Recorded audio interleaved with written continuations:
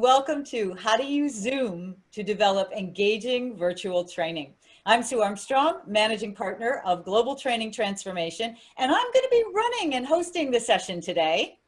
Hi, I'm Giselle Kovari, the other Managing Partner of Global Training Transformation, and today I'm going to be explaining the different ways and why we're using the techniques that we are to help you deliver more high-impact training using Zoom. And we have our GTT team on the call with us so that we can demonstrate some of the functionality of Zoom. So wave to us, GTT team. Hi. Thanks, Hello. guys, for joining us today. All right, let's go ahead and get started. So when we talk about using Zoom to deliver engaging virtual training, it's not just Zoom. A lot of the platforms that are available today have similar, if not the same, functionality. The difference is ease of use and how well the functions are used. So we're using Zoom because it's incredibly popular these days. But as we go through the session, we'll also talk about Adobe Connect, WebEx training, Microsoft Teams, and how these functions are used within those platforms as well.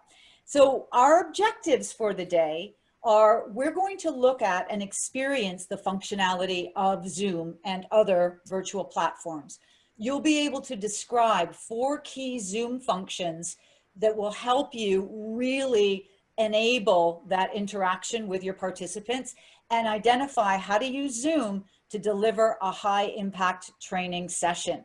So first thing that we want to do is, first of all, we're going to check the technology and make sure that all of the interaction that we're going to be using, everyone is comfortable and familiar with how to use that. So our session today is slightly less than 60 minutes, but it's not one of those where you get to check email while you're on this training program. You are going to be very involved while doing it. So we're going to use several different functions. And by the way, all online platforms that offer interaction have these same functions. So the chat function, so if everybody can find their chat icon, sometimes it's under the 3 dots that say more, but if you can use your chat function, you'll notice that you can either send a message to everyone, you can send a message to an individual. So in this case, I'm going to ask everyone just to send a message that says, and Giselle beat me to it, that says hello. Because if you have any questions while we go through this session, this would be the function that you would use. So when we do Zoom training, this is how participants ask questions. So thanks everybody, that's awesome.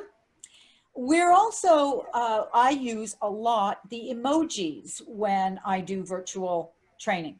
So if you click on your participants icon, you will see everyone on the call listed. And at the bottom, you'll see different icons. So there's a yes, there's a no, there's a go slower icon, there's a go faster icon. And then if you click on that more button, you've got a thumbs, well, nobody wants a thumbs down. You've got a thumbs up, you've got a clapping hands. You've even got a coffee because, you know, always in a longer session, we would take a break. And I ask people to put the coffee cup beside their name to let me know they're gone and take it away when they come back. So during virtual training sessions, I will often use the emojis or have participants use emojis to let me know how we're doing. So that complex idea makes sense, and I'll have them use the emojis. So that's where you can find your emojis. Polls is another one, and we're actually going to do a poll right now. So this is something that I set up prior to the session when I set up the Zoom session, although you can also set it up while you're in the session. And I'm going to launch the polling right now so you can see my screen. I just clicked on polls and here it comes up. I'm going to launch the poll now, and now everyone on the call can see this. The question is really simple. What platform do you use the most to deliver your virtual training? And I'm going to ask our GTT team to click on their answer. So your participants, it's anonymous. You can set it up where it's not anonymous, but we always have an anonymous poll. You can set it up, and all your participants need to do is click on the answer. And I see, oh good, okay, we've got everyone, 4 of 4, 100% have voted. I'm now going to click on end the polling, and you can see it gives me the option to share results. So now everyone on the call can see the results of the anonymous poll. Zoom won out 75% over WebEx training. So I'm going to stop sharing those now. Polls are a great way to get people involved. They're a great way to assess ideas, knowledge, skill level on certain topics. So a really good thing there. The other thing we're going to use, fair warning, my favorite virtual training tool, just warning you. If you come onto one of my sessions, you need to be proficient in this particular function. It's annotate. So at the very top of your screen, you'll see as a participant where it says, I'm sharing my screen, and there's a drop-down arrow. And if you click on that, participants have access to the annotation tool. If you're running the session, you can see my screen. I'm going to click on annotate, and you have all of these functions. So our participants, I'm going to ask you if you can share a stamp with me. So you'll notice under stamps, we've got stars, we've got hearts, we've got arrows and check marks. All right, thank you. You'll also see there's a drawing function there. And if you click on that, you've got several options to play with. So I'm just going to click on the wide line and I can draw. So GTT team, don't hesitate to play. I'm going to draw a little, oh, Jeremy, nice job. I'm making, oh, look, there's the head team. Okay, we're going to make a bunny. There we go. I like bunnies. All right. Oh, we could have a message on the bunny. Okay. So sorry, I could get carried away with that. Annotation tools are great. And we're going to show you a couple of activities that use these later in the session. It's a great way to get people involved. Now, the only thing with Zoom that you do not have to do with WebEx Training or Adobe Connect, in order to move forward from here, I need to clear all the drawings and get rid of the annotation toolbar. So Zoom's the only one where you need to do that. The other virtual platforms do not require that you do that. The last functionality or interactive piece that we have to this that we use are the ever popular breakout sessions. And so we're going to do a breakout session actually very quickly. But I want to turn this over to Giselle first. So what we've just noticed that Sue's put us through is from instructional design really is the mini orientation clarification. So for those of you that are familiar with how to use learning cycles to design your training, this is the time in which we are orienting the learners to what we're going to do. We're giving them access to the different tools, and we're getting some input and some data through the polling. So this is the stage at which we set it up before we move into our next phase, which is experience. So we're going to experience something now. And so what you're going to find in this program is Sue is demoing how do we use Zoom, but I want you to also consider from an instructional design perspective, if you are a trainer, a facilitator, a subject matter expert, anyone who needs to build training, you need to think about how you're going to construct your virtual training as well to make sure it's successful. So we're going to go into an activity that's going to help us experience this learning. Thank you. So here we go. We're going to do our very first breakout activity. And what I'm going to do is I am going to assign people to a breakout room. So group, when you get put in your breakout room, here's what I'd like you to do. I'd like you to discuss and either capture on a whiteboard or just on a document. So if you make your screen smaller, if you exit full screen, you'll have access to your desktop and you can just pull up a Word document and type on the Word document. But I would like you to talk about what are your biggest challenges when delivering virtual workshops? And what questions would you like answered during this session to assist you in developing better virtual training? So you can see what I'm doing on the screen. I'm going to more and I'm going to click on breakout rooms. Now here in breakout rooms, you have two options. You can either assign automatically or manually. So I'll show you how to do both right now, and then we'll send our GTT team into their breakout rooms to do the activity. So I have 4 participants. I am going to have 2 breakout rooms, which you'll notice down here gives me 2 participants per room. Now, if I automatically, and I have it clicked on automatic, if I automatically assign them, the system will randomly assign them to groups. So right now we've got Jeremy and Sally in one, Giselle and Brian in another. But I don't like those groups. So I'm going to recreate them. This time, notice I'm clicking manual. And I'm going to recreate those rooms. Now this just gives me the rooms, and now I can choose, all right? And you can see me choosing from the participant list who is going into what room, all right? So I'm gonna now open the room. So GTT team, while normally I would probably give people 10 or 12 minutes for this activity, you guys are all in the training business. So we're gonna take like 3 minutes on this activity, and then we're gonna come back and we'll share our results. So those of you who are watching this recording, for your benefit, I'm actually gonna pop in to one of the groups so you can see what a breakout group looks like and how they're doing in that breakout group. All right, and don't forget team, 3 minutes. So I'm timing this. All right, here we go. And you will get an invite that you'll have to accept in order to join the breakout room. So we're opening the rooms now. All right, now if you're watching this, what you're gonna see is, you see Giselle has accepted her invitation and is now in the breakout room, as are all of them. How you know is it's gone green. So I've given them 3 minutes. Normally I would give them 12 minutes, but you know, this group knows what they're doing, and this is a demo, so we don't want to be here for 2 hours. So they already know what they're doing. So what I'm going to do is I'm going to join one of the breakout rooms and see how they're proceeding. And because I'm actually recording my screen with another video program, you're going to be able to see the breakout rooms. So you'll notice here, breakout room number 1 tells me exactly who's in it and gives me the option to join. So here we go.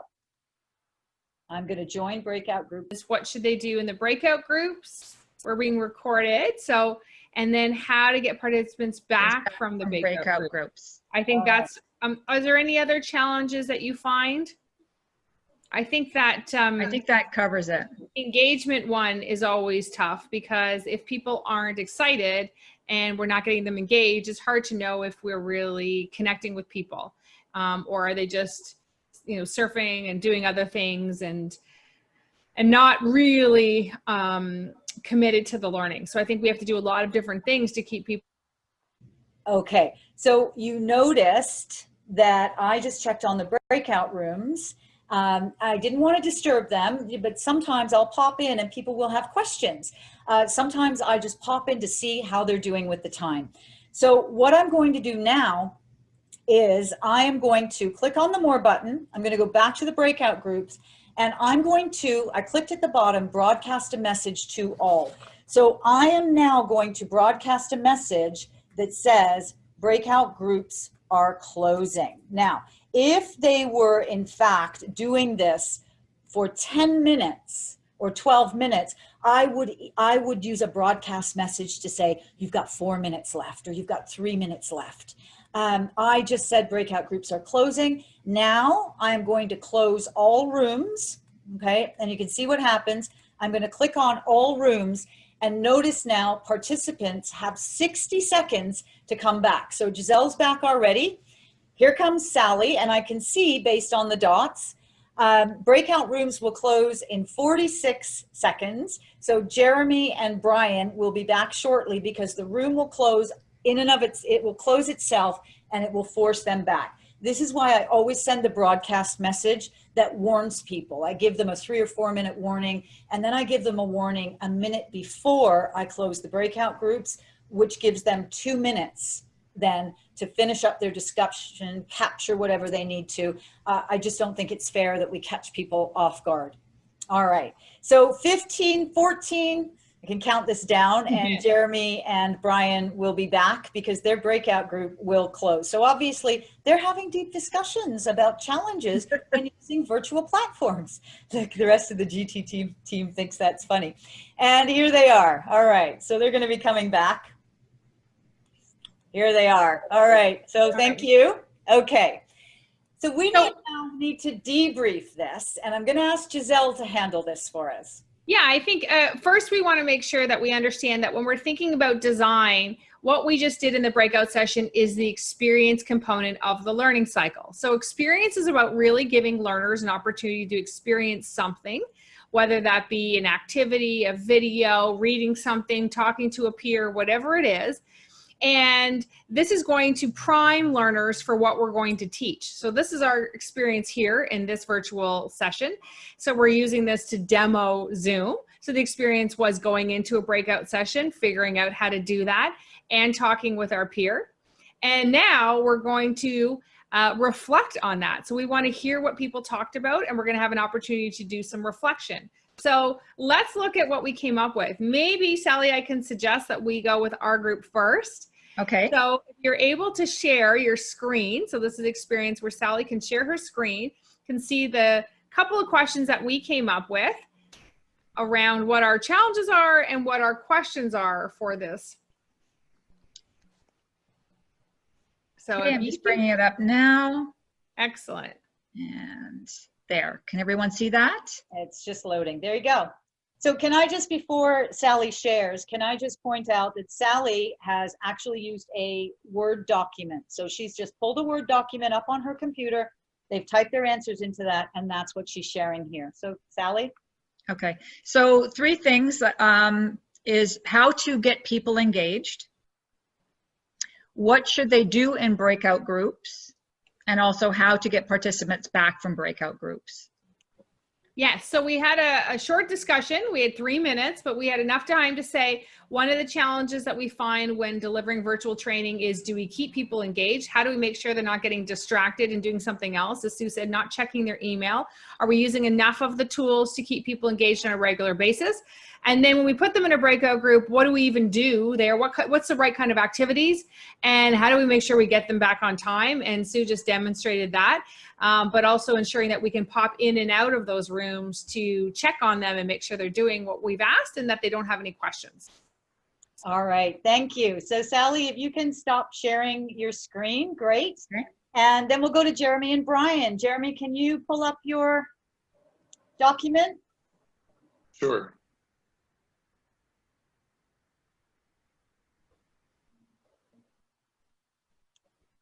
Thank you. There we go. So a couple of the challenges that Brian and I discussed are coordinating large participant groups into different rooms. Sometimes if you have 30 or 40 people on a large team, there can be a little bit of chaos there, and slow internet connections. So I found that sometimes maybe starting the meeting a little bit past the hour will help everyone get on the session early and minimize any kind of lag from the audio or the video coming from the facilitator. And our questions are, how many activities should you have in a session, and how long should the sessions be? Great, thank you, Jeremy. I really appreciate that. Giselle? Yeah, so this is the time when we're reflecting on the learning. So from a learning cycle perspective, in reflection, we want learners to take a minute, reflect on the experience. So that's what we just did. What did you discuss? What were your questions? How did you feel about that? And now we're going to be able to move into the generalization phase where we start to answer these questions and give learners some of that theory, the tips, the knowledge, the information. Yes. So when we think about answering some of these questions, let's go to that, Sue, so we can give some insights around, from our experience, what we've found when we're delivering all of these virtual sessions. Absolutely. In Zoom or Skype or Microsoft Teams or WebEx or whatever it is that you're using. Absolutely. Well, thank you. And really great questions, guys. So thank you. And all of the questions, luckily for us, well, okay, so it was a strategy. We know what we're doing. We're going to answer all of those questions during this session. So let's start, though, interestingly enough, Jeremy, it was a very good question. How long should virtual workshops be? Now, Giselle and I have been doing training through virtual means for a very long time. It hasn't been a COVID-specific thing for us. So we've been doing it for about 12 years. And under normal circumstances, we can usually get 4 hours for a virtual session because people are in the office. They can block their calendars off. With COVID-19, the world has changed and the dynamics have changed, and how we run virtual sessions has changed. So I want to ask you, before we comment on this, and again, I'm going to ask you to use your annotation tools, so don't forget, it's at the very top of your screen where it says View Screen. There's a drop-down arrow. You can access your annotation tools there. So I'm going to ask you, you can use your drawing tool or your stamps, but what do you think is an appropriate time for an online workshop. So based on your experiences in attending them or running them, what do you think is an appropriate time? Again, I'd love to hear your opinions before we, okay? So we've got several votes here for 3 hours. We've got a couple of votes here for 2 hours. So great job, everyone. What Giselle and I have been finding is around the world with this is due to COVID-19, 2 to 2.5 hours seems to be the sweet spot. If I can use that, yes, exactly in the middle. If I can use that term sweet spot, 2.5 hours seems to be the sweet spot. Now, I always give a 10-minute break in the middle of that because it's very difficult to keep people's attention. And that's why we need all the interaction as well. The more they're doing, the quicker the time goes and the longer you'll keep them engaged. Okay, if it's a one-way presentation, 20, 30 minutes is about all we can do. So thanks everyone for that. Jeremy and Brian, great question, so appreciate that. We also want to talk about some tips for delivering the effective virtual training session. So the first thing I would say is, you know, keep your own speaking to a minimum. So I always have, in a 2.5 hour session, I always have at least 3 breakout activities, which take about 30 minutes each. So that's 90 minutes right there in breakout sessions. So I don't talk any more than about 10 minutes before I have some kind of activity. For me, I've just found that's really good practice. Giselle, do you want to weigh in on this? Yeah, absolutely. I think that, you know, that 7 to 10 minute mark, and you'll notice in this demo, it was far less than that before Sue had us use our annotation tool or type something in the chat box or give an emoji. So there's small things that you can do throughout your program, even if you're talking and sharing in the generalization phase when you're teaching your theory, your tips, your techniques, is just checking in with people, making sure that they're always having the opportunity to be engaged. That helps drive up that engagement. That's the challenge that Sally and I discussed. We also want to make sure that we practice beforehand any of the activities so that if you're not comfortable with doing a breakout session, that you have a trial run, that you bring a few people on like this today and test it out, make sure that those tools are working. You don't want to go live and then have that be the time when you're trying it for the first time. We certainly know years and years ago, there's been lots of challenges and things freeze and they don't work the way they want. We also want to make sure that we are trying to engage the audience 60-70% of the time. So as Sue just mentioned, using a lot of breakout rooms, having a lot of opportunity for discussion, really that you are making sure that you're focusing on the training versus presenting. And in our programs, we talk a lot about this around the right percentage breakdown between the engagement of the audience versus you leading or teaching or providing content. So look at that 60 to 70, meaning 30% or 40% of the time you're sharing content. Yeah. And you, of course, need to keep your energy high. Sue's high energy person, so we're happy to listen to her. But in the virtual world, we need to be even more high energy. So if you were used to standing in front of an audience and delivering your training, guess what? You have to dial it up even more. Your smile has to be brighter. Your voice has to be louder. Your enthusiasm has to be more because we have to keep people engaged in that session. Exactly. So it can be really exhausting, can't it?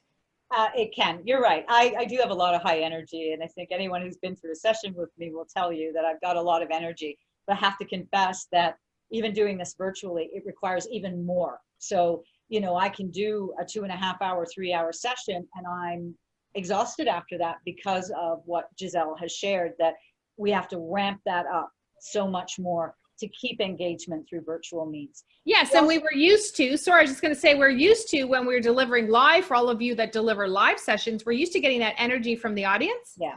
So when we're delivering virtual, we want to have our audience on camera if we can, like we're seeing today, our GTT team, right? Hopefully we're seeing smiling faces and engagement, but that's one way. And ways to make sure that people are staying connected is asking them or calling on them or involving them so that we also are not pulling all of that weight. That 60 to 70% of interaction really helps drive the energy level up. Yeah, absolutely. The other thing you need to think about is the group size. So obviously we're talking about having a good, highly engaging session.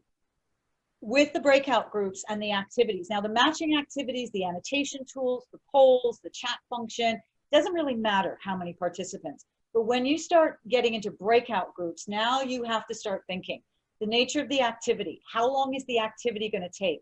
Here's the other thing. In good training, we never ask people to do something without there being a purpose. So in other words, if you ask them to go into a breakout group and discuss something, answer some questions, come up with a list of do's and don'ts or actions, whatever it is we're asking them to do, there has to be a reason. They have to have an opportunity to share that. Otherwise, it feels like, well, what was the purpose of doing this? So there has to be that debrief, if you will. So the more participants, the more groups, because the bigger the number of people, the longer it takes to get through the activity. So I never would create a breakout group with any more than 5 people. That's a little bit too many for me. I prefer, 4, maximum 5 if I have to, because the other balance is how many participants versus how many breakout groups.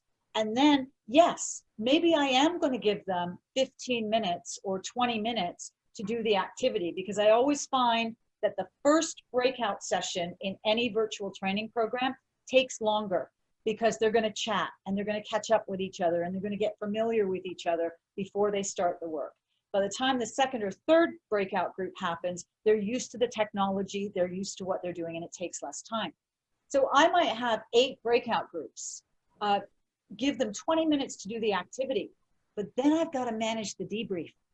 So even if they're, fairly succinct with their debrief, 2 or 3 minutes times 8, okay, that's like 24 minutes. That's almost half of the session gone already. So you really want to think about the number of participants versus the time that you have to do the session, because that's going to govern the activities, it's going to govern the time and how you handle the debriefs. Now, a lot of times I'll have 30 people on a session, which is not ideal.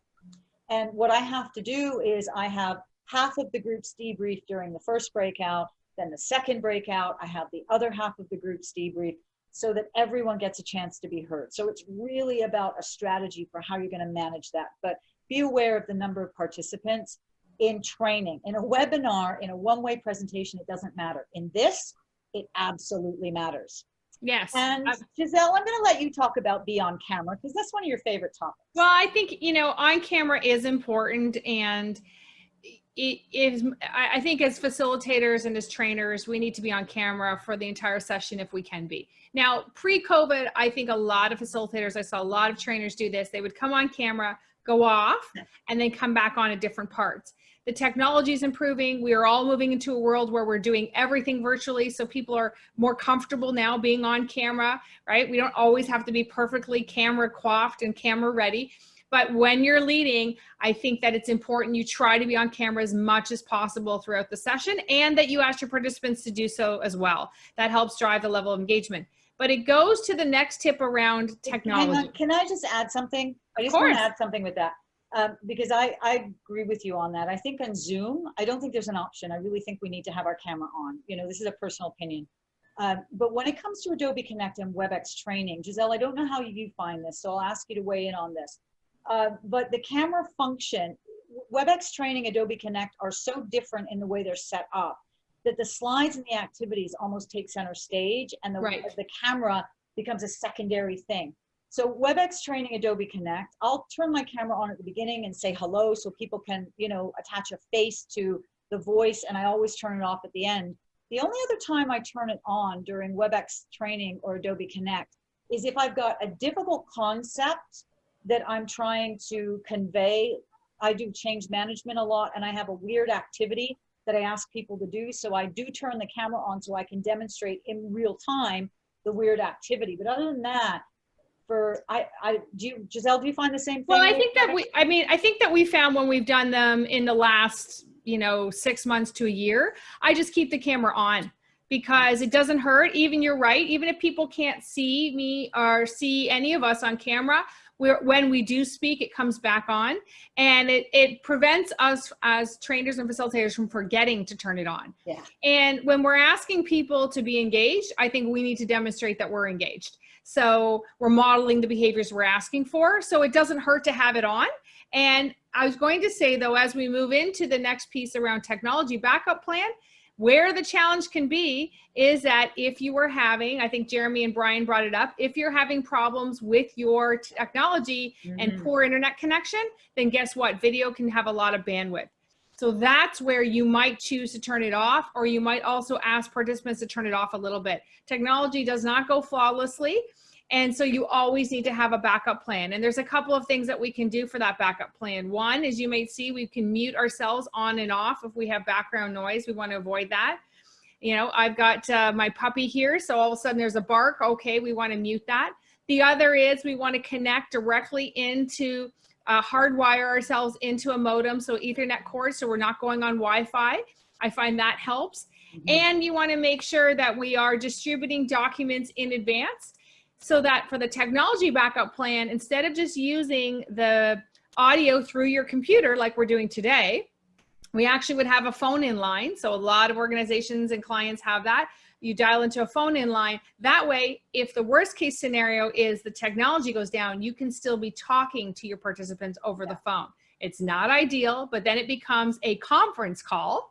They have the materials. As a trainer, you know your materials very, very well, and we can continue to go through it. I've had to do that in the past until the technology gets back up and running. So those three things come into play.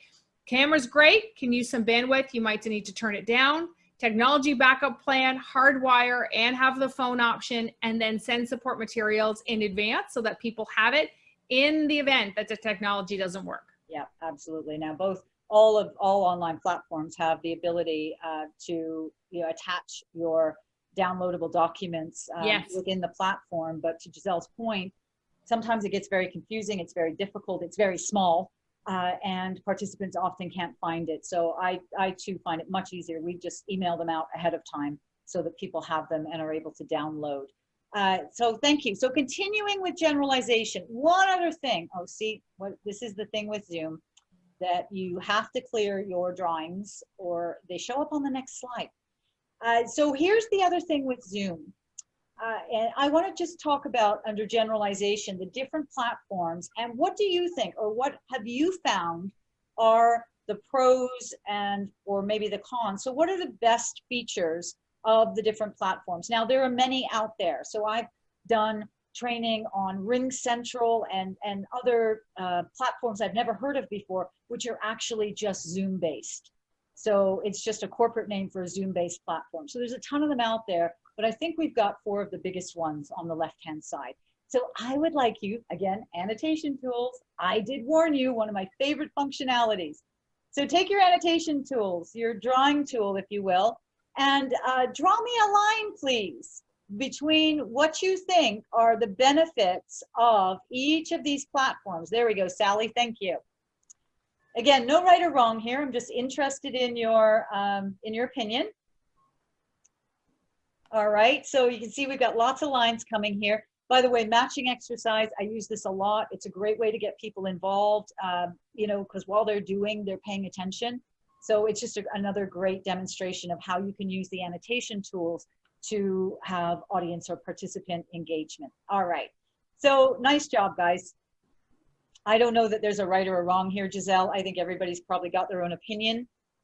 For me, Zoom is far easier to use. It's less clunky than Adobe Connect, Microsoft Teams, or WebEx Training. I love WebEx Training, but Zoom does a better job with the video component, and video breakout groups these days are always totally appreciated, versus in WebEx Training where the video is awkward and it's predominantly a whiteboard.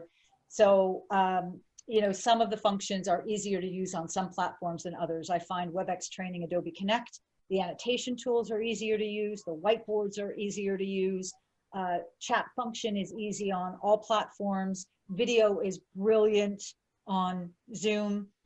Annotation tools, however, a little more difficult to use. Whiteboards a little more difficult to use on Zoom than they are on other platforms. So it's really a matter of choosing the right platform for what it is you're trying to achieve. You'll notice Skype for Business is not listed down the left-hand side, and that's mostly because Skype for Business is really intended as a one-way conference call presentation tool. It doesn't have a lot of capabilities for interaction. Neither does GoToMeeting. It doesn't have a lot of the capabilities for the interaction that we And would I be think, looking for. and I think that's the point, is that also sometimes we're limited. If you're delivering a virtual session, you may be limited by what your organization has. If you are external to an organization, you're working with them. We've worked with every single one because we work with a variety of clients globally that have a whole bunch of different tools internally, and we use those organizations' tools. So sometimes we have to be limited with what they have. And with some of them, there's a variety of levels. In particular, WebEx, you can have WebEx training, you know, Pro. There's different techniques and tools that you can use based on what level they purchased. And so being aware of that and then testing that out in advance and not assuming that you can do something with one and then be able to do the same thing with another platform. So that's really important. But yes, there's a personal preference, and we have to be very adaptable to whatever is going to be leveraged by the internal or external client. Yeah, absolutely. So this was the generalization phase. So for those of you, again, in the learning cycle, we're in generalization, meaning this is where we teach and we share the learning and the content. We give the tips and the techniques, and we make sure that learners, so you that's viewing this video and the GTT team, have an opportunity to gain some new insights and be able to hear some tips and techniques from us because of our experience. So now what we're going to go into is the application activity. This is the final activity, and we're going to have a whiteboard activity. So we want to hear from everybody on this call today. What are 2 things that you're going to incorporate into your virtual training workshops based on what you heard during this session? Thank you, Giselle. All right. So you'll notice what I've done is I have just pulled up a whiteboard instead of using a PowerPoint slide.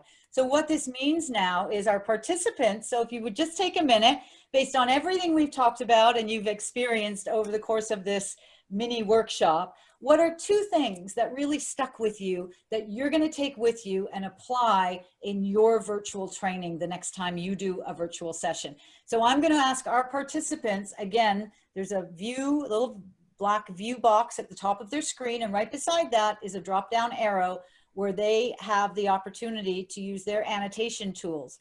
And if you click on the T for text, you can actually type on the screen. And if you notice, there's a square with colors. So you can also click on that to change the color of your text.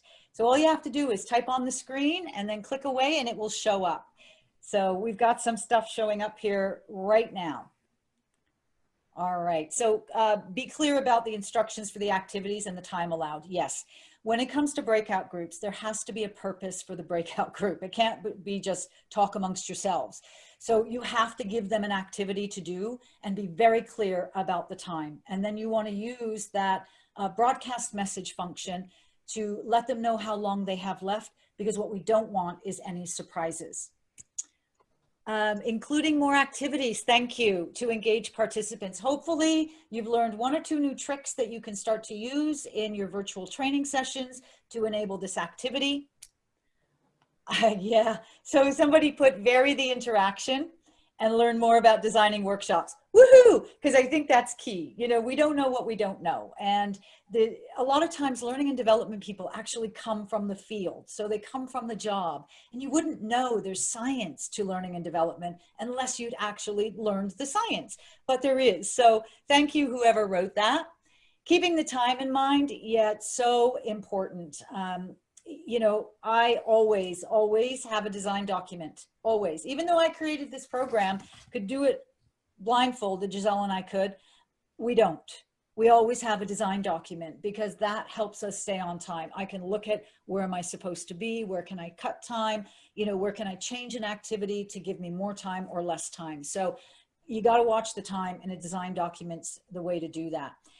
Keep the time shorter. I'm going to assume that means the time of the session. So yes, as we talked about, 2 to 2.5 hours globally seems to be the sweet spot. Now, I had somebody in L&D in India the other day tell me that they do 20-minute training sessions. I find that difficult to believe, given that I don't even know, Giselle, I'm going to ask you for your opinion on this as well, but there's no way I could achieve learning in 20 minutes.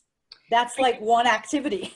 Exactly. I think that when people refer to that as learning, when we think about micro learning little modules, it's possible, but only if it's a series. So if we did a 6-part series and we've already set up the learning objectives and we've already set what we're going to achieve, and then, you know, maybe every morning you clue in for 20 minutes for a quick tidbit and an activity to apply. But I agree, 20 minutes is very, very tough to get through a learning cycle like we're doing today, and where learners actually apply something. Hopefully we've been able to show you today that it can be painless for participants based on the variety of interaction, you know, the length of the interactions, how many interactions you have. I mean, it can be painless and actually enjoyable. We've even had people who've said to us, oh, it's over already. I wish we had more time.